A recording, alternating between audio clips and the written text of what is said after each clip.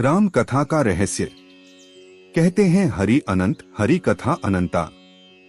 सबसे पहले श्री राम की कथा हनुमान जी ने लिखी थी, फिर महर्षि वाल्मीकि ने। वाल्मीकि राम के ही काल के ऋषि थे। उन्होंने राम और उनके जीवन को देखा था। वे ही अच्छी तरह जानते थे कि राम क्या और कौन है।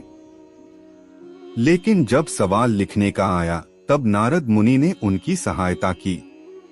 कहते हैं कि राम के काल में देवता धरती पर आया जाया करते थे और वे धरती पर ही हिमालय के उत्तर में रहते थे। रामायण के बाद राम से जुड़ी हजारों कथाएं प्रचलन में आईं और सभी में राम की कथा में थोड़े बहुत रद्दोबदल के साथ ही कुछ रामायणों में ऐसे भी प्रसंग मिलते हैं जिनका उल्लेख वाल्मीकि रामायण में नहीं मिलता है।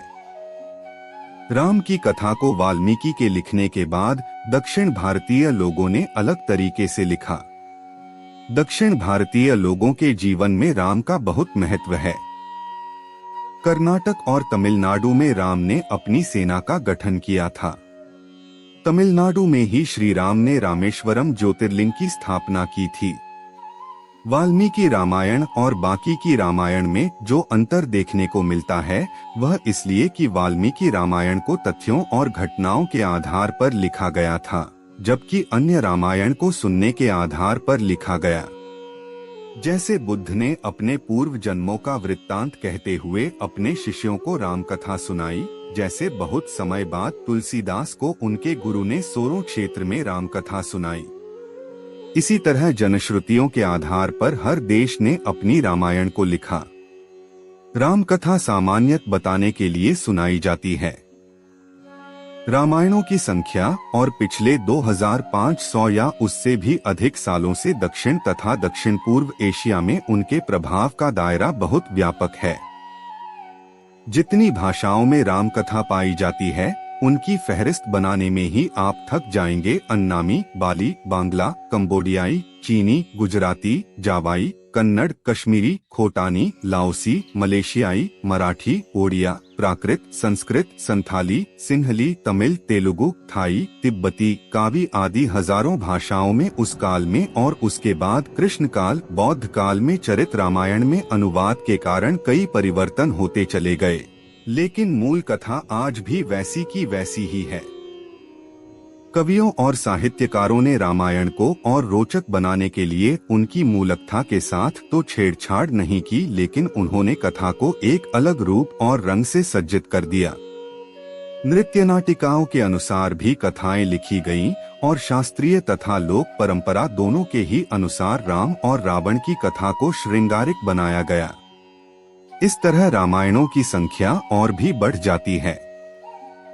सदियों के सफर के दौरान इनमें से कुछ तो बदलाव हुआ ही होगा, लेकिन सदियों के इस सफर के कारण ही लोग इसे महज काव्य मानने की भूल और पाप करते हैं। दक्षिण और दक्षिण पूर्व एशियाई देशों और संस्कृतियों में राम और रावण के युद्ध को अलग संदर्भों में लिया गया। दक्षिण भारत, श्रीलंका, इंडोनेशिया, मलेशिया, माली आदि द्वीप राष्ट्रों में रावण की बहुत ख्याति और सम्मान था, इसलिए उक्त देशों में रामकथा को अलग तरीके से लिखा गया। सर्वप्रथम श्री राम की कथा भगवान श्री शंकर ने माता पार्वती जी को सुनाई थी।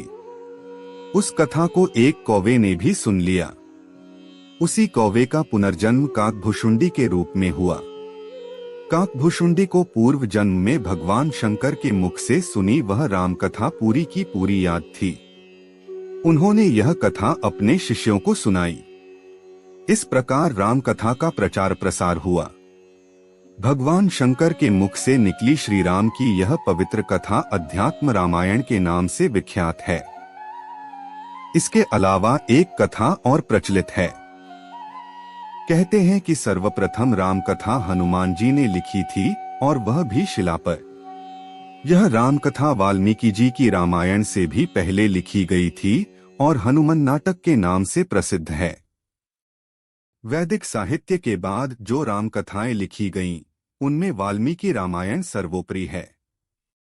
यह इसी कल्प की कथा है और यही प्रामाणिक है। वाल्मीकि जी ने राम से संबंधित घटनाचक्र को अपने जीवन काल में स्वयं देखा या सुना था, इसलिए उनकी रामायण सत्य के काफी निकट है। लेकिन उनकी रामायण के सिर्फ 6 ही कांड थे। उत्तरकांड को बौद्ध काल में जोड़ा गया। उत्तरकांड का वाल्मीकि रामायण से कोई संबंध नहीं है। अद्भुत रामायण संस्कृत भाषा में रचित 27 सर्गों का काव्य विशेष है।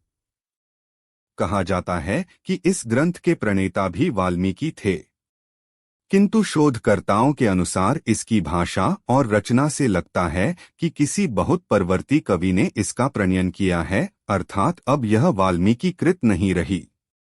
वर्तमान में लगभग 28 रामायण प्रचलन में हैं। 1 अध्यात्म रामायण, 2 वाल्मीकि की रामायण संस्कृत, 3 आनंद रामायण, 4 अद्भुत रामायण, 5 रंगनाथ रामायण तेलुगु, 6 कवयित्री मोल्डा रचित मोल्डा रामायण तेलुगु, 7 रूईपाद का तेनपदी रामायण उड़िया, 8 रामकेर कंबोडिया, 9 तुलसीदास की रामचरित मानस अवधि, 10 कंबन की इरामावतारम तमिल, 11 कुमार दास की जानकी हरण संस्कृत, 12 मलेराज कथाव सिंहली, 13 किन्नरपुंसपा की काव्यदर्श तिब्बती, 14 रामायण का कावीन इंडोनेशियाई कावी, 15 हिकायत सेरीराम मलेशियाई भाषा, 16 रामवत्थु बर्मा, 17 रामकेर तिरियामकेर कंपूचिया खमेर, 18 तैरानो यसुयोरी की होबुत्सुशु जापानी, 19 फ्रलक फ्रलाम रामजातक लाओस, 20 भानुभक्त कृत रामायण नेपाल, 21 अद्भुत रामायण, 22 रामकियन थाईलैंड, 23 खोतानी रामायण तुर्किस्तान, 24 जीवक जातक मंगोलियाई भाषा, 25 मसीही रामायण फारसी, 26 शेख साद या सादी मसीह की दास्ताने राम व सीता, 27 महालादिया लाबन मारन भाषा फिलीपींस, 28 दशरथ कथानम चीन आदि।